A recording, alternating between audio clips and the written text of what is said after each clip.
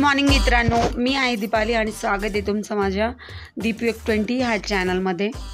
तर मॉर्निंगचे 11:15 झालेले आहे आणि हे पिल्लू आम्हाला तिथनं खोप्यातनं पडलेलं दिसलं।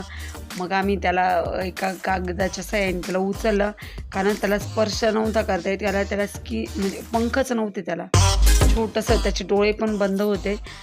मग त्याला उचलून घेतलं मी आणि एका कागदावर ठेवलं।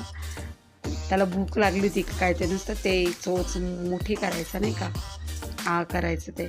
मग त्याला उचललं, मग त्याला आम्ही एका बॉक्समध्ये माऊशी गादी करून त्याला त्याच्यात ठेवलं। ही ते मला ठेवता येतच नव्हतं, कारण ते खूप उंचावर खोपा होता। मग ते आम्ही घेऊन आलो, म्हटलं एका बॉक्समध्ये ठेवू आणि जर कोणी आलेच ज्याचा हात तिथेपर्यंत पोचेल त्या खोप्यामध्ये, तेव्हा मग आपण ठेवून देऊया।